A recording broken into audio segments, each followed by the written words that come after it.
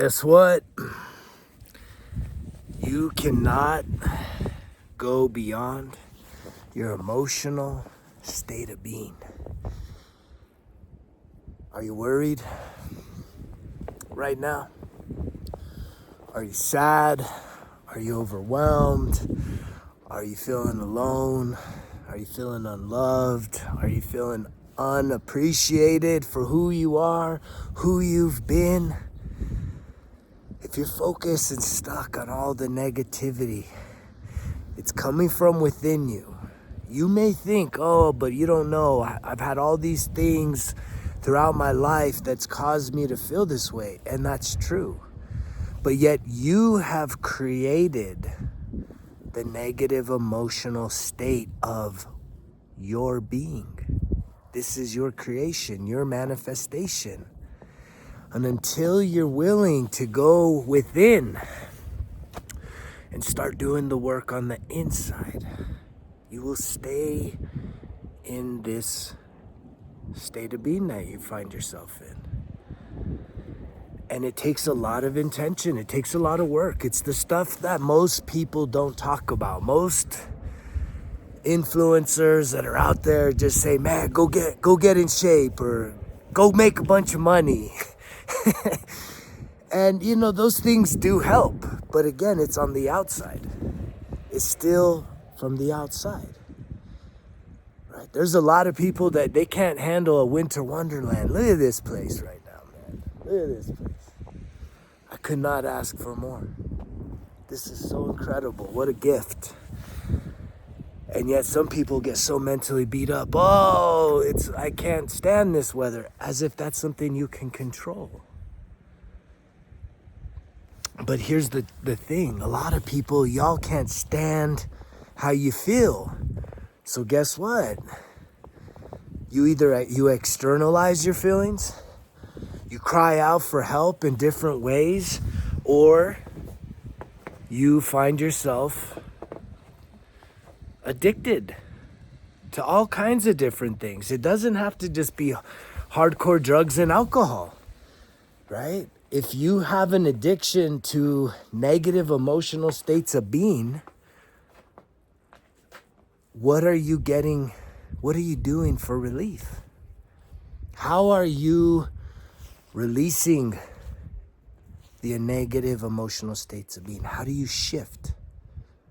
How do you shift from being sad, alone, overwhelmed, frustrated, afraid, scared, to feeling good enough, worthy, self-confident, loving, kind, generous, hopeful, optimistic, abundant? How do you shift? How do you shift? Have you ever learned this? Most of us haven't. Most of us have not learned how to do this. And so what do? We self-medicate. And that self-medicating pattern that you have given yourself and manifested for yourself controls you. Because every time you feel a certain way that you don't want to feel, you go to it for relief. And what are you trying to relieve yourself from? The pain. And my heart goes out to you. There's a big part of me that when I look at the addictions, when I'm feeling uncomfortable, when I'm feeling, less than my best, right? Food calls me. Snacks call me. Sweets call me. And it's like I'm continuing to develop and work on remaining centered, remaining grounded, knowing the tools, and having to reprogram my subconscious state of being. And a lot of that, it's living life every single day with intention. And it's knowing that I do have the power, and so do you. You are powerful enough to overcome the things that you have used to give yourself relief from the pain, from the uncomfortable. Do you believe it? Do you truly feel that you are worthy to give yourself pain relief in a positive way? That you can literally bless yourself, journal your way through these feelings, that you maybe even could use some professional therapy to have someone to talk about. And yet, I know I appreciate it. I go to therapy sessions once a week, and I've been doing that sometimes twice a week for over 10 years. And I've seen progress. I've seen improvement in my mental, emotional, spiritual, and physical state of being. Because I'm pulling and using everything that's available to me, and even trying things that I never thought I would try in order to grow, in order to expand beyond my trauma, my emotional wounds, my limiting beliefs, my self-sabotaging patterns and behaviors, knowing that I'm worthy of all good things. And guess what? You're also worthy of all good things happening to you today, tomorrow, and forevermore. You're good enough. I'm here to tell you you're good enough. But you have to tell yourself that. And one of the toughest things about those that are trying to overcome addictive patterns and cycles is, first you have to become aware. You have to be sick and tired of feeling sick and tired, and saying that this no longer is working for me, that I need something else. And that's the kicker, that the minute you start to release a negative addiction, you do need to fill that void. That void needs to be filled with something. And I can tell you, in my own past, when I let go of alcohol, guess what I got? The sweet tooth. And I used to tell everybody, man, I just got a sweet tooth. I'm not drinking, so it's not as bad. And it's like, it kind of is. It is as bad. Because see, here's the thing, is it's not allowing me to heal. I'm not healed. Just because I'm abstaining from alcohol, which was way more destructive in terms of my life, the sugar was a lot more destructive to my health. Do you see the difference? Being an alcoholic was causing me major issues. DWIs, domestic violence arrests, criminal record. Not good stuff. That has literally impacted my life. And yes, it has impacts to my health, but the life piece is crazy. And it's also impacted the lives of others.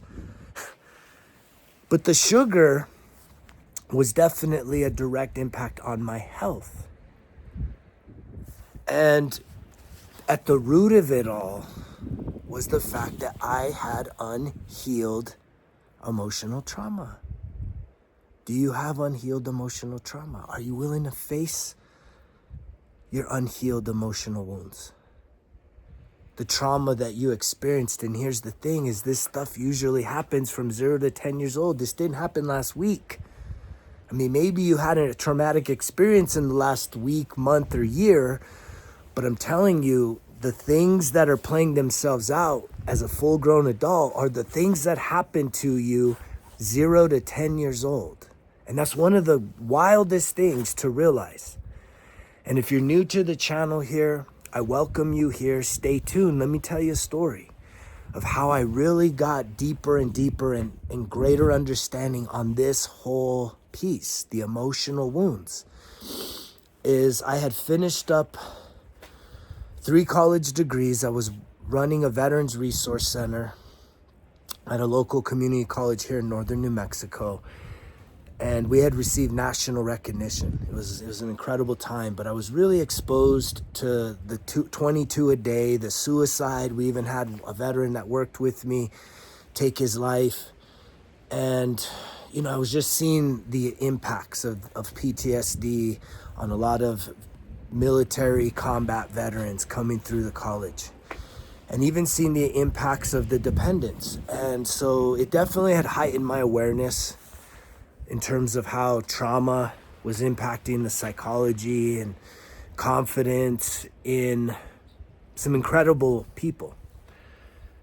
And yet, my time at the community college had run its course, that I then made a decision to go make a difference in the lives of the youth. And so I went into public education as a teacher, 4th and 5th grade. And I started at the worst school in the district, completely like an F-rated school. And when the light bulb went off inside of me was, as a teacher, I mean, one, I had kids that were just super chaotic, and you're like, okay, I can expect this out of kids. The irony of like, okay, when I was an elementary teacher, seeing the chaotic behaviors of children, I could actually juxtapose that and say that I was definitely seeing the chaotic behaviors in adults in higher education.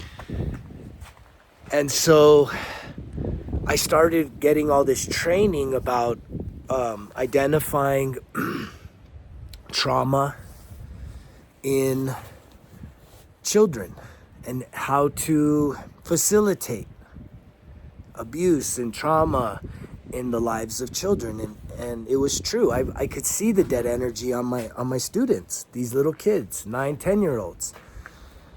And I started looking in my own mirror and saying, man, like, even though I'd been going to therapy, even though I'd been sober for many years, it hadn't really clicked with me that here, this is where it starts. It starts in our adolescence. It starts when we're just little kids. Because I could see the dead energy and I could see the behaviors. And it was like a light bulb moment finally went off by seeing that real time. Seeing children walking in with dead energy, acting irrational, and realizing that they just didn't have control. They felt unsafe in their own bodies. And it just really started to click with me that, like, how has trauma impacted my life? And I started to like have memories come back up about some of the crazy shit that I experienced as a little kid.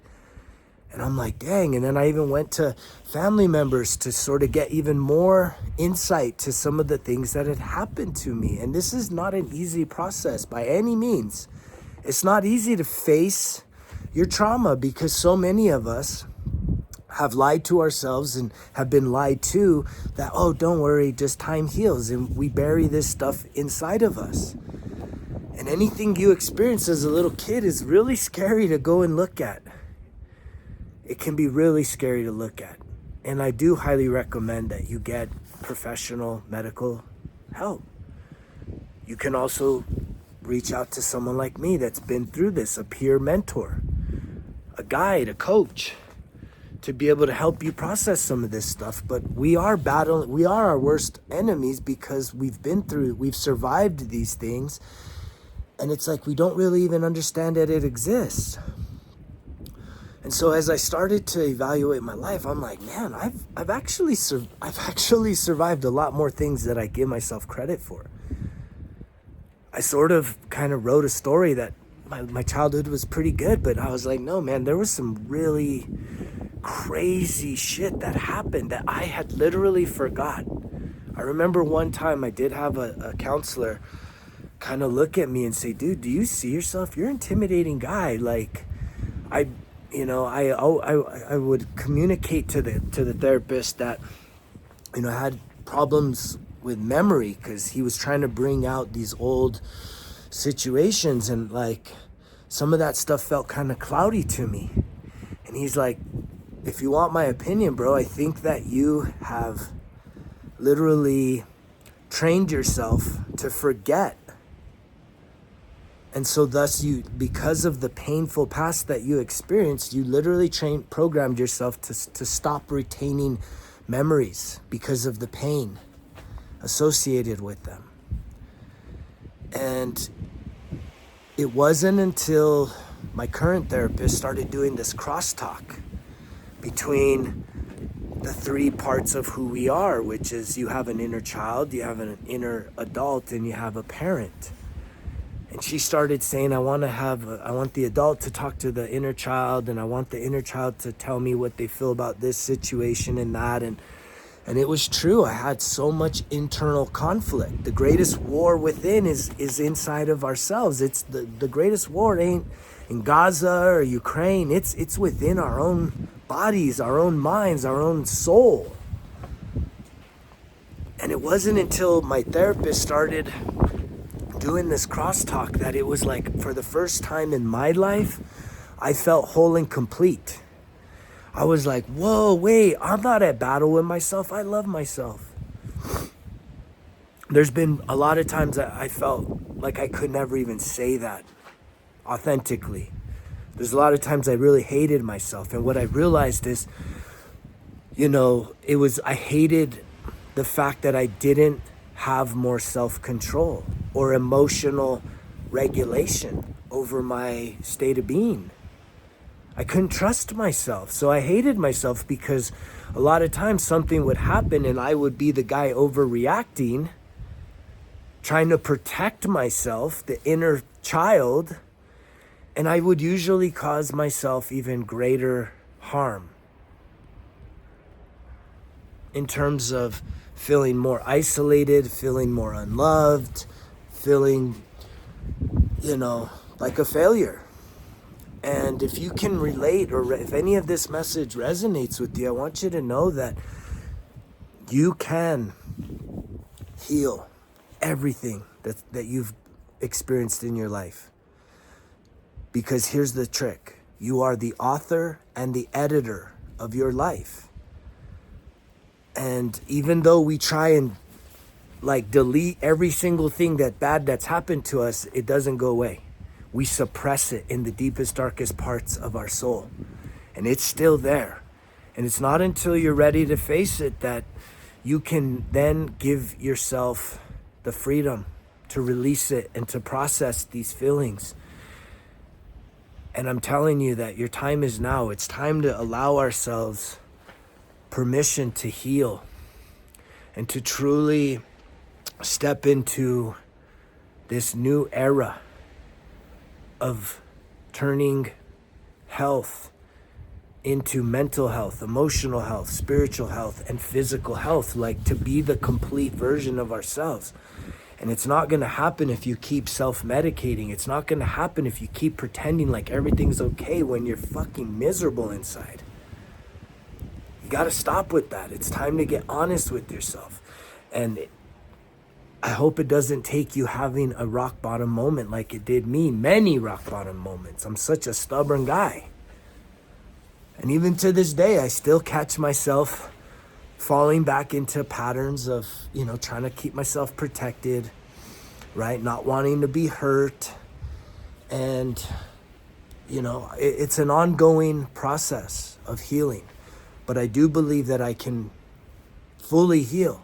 I believe that every day gives me an opportunity to truly step into that fully healed version of myself, feeling whole and complete, truly loving myself from within, knowing that everything that has happened to me happened for me. And why did it happen for me? It happened for me to become the greatest version of myself, right? And that's a tough thing. That's such a tough thing because so many of us feel like we've wasted time. We feel embarrassed and shame that we have failed and made one mistake after another, and we just don't seem to ever catch a break. And it's like all of that's limiting beliefs. Those are all limiting beliefs. And the more you dwell on that, guess what? You're going to continue to recreate that as your reality. But if you can do the mental shift to start your winning streak, to start really affirming yourself in a positive way and utilizing the tools that exist in this world, there are everything from positive affirmations to journaling, to again, getting some medical professional help, typing in results kill excuses into your app store and watching the videos, picking one of the 5 courses that are there available for you for free, and completing all the first 5 courses. If you're someone that's listening to this video and you're up for an incredible challenge from now till the end of the year, and you would be willing to commit yourself to doing every single one of the courses that is on the Results Kill Excuses app, I will send you a free workbook. Send me a message, resultskillexcuses@gmail.com. Say, I'm all in. Send me your address, and I will send you a free workbook. Printed workbook for you to knock out, but you have to commit. You have to be willing to start making some major, non-negotiable commitments to yourself to invest in yourself.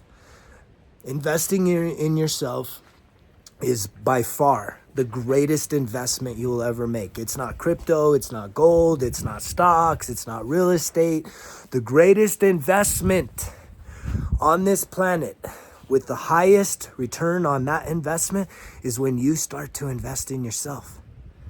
And there are many ways to invest in yourself, but self-development, self-improvement is one of the first places to go. Start to self-discover who you are, because here's the truth. No one knows who they are. You don't know who you are.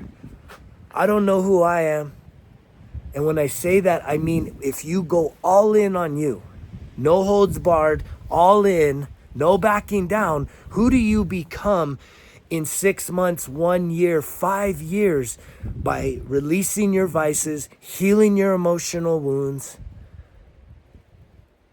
investing in your health, your wealth, your mental, your spiritual, emotional, financial health? Who do you become when you go all in on yourself? When you truly start to chase after your goals, your dreams, your desires, who do you become?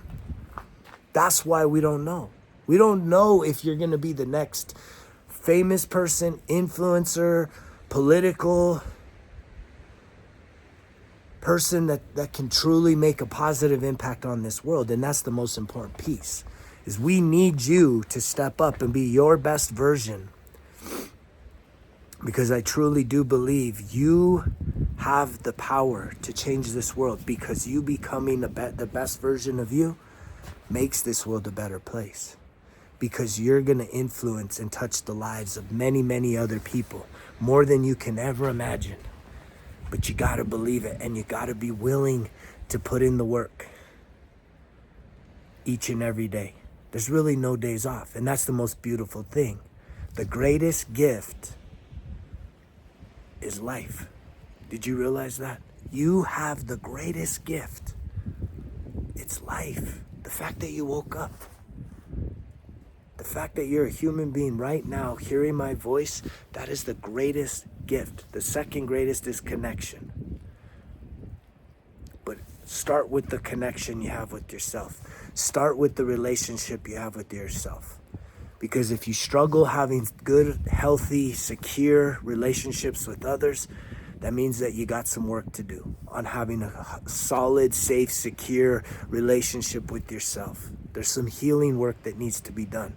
And trust me, that's the sexiest thing you could do right now, is doing life on life's terms, starting to invest in yourself, starting to discover who you are, reimagining your dreams and goals, and truly being a role model to the people in your life.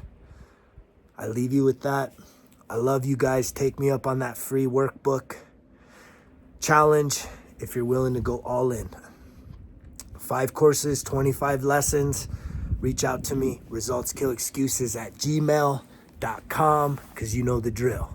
Results kill excuses, because if it was easy, come on now, it wouldn't be worth it. Greg's out.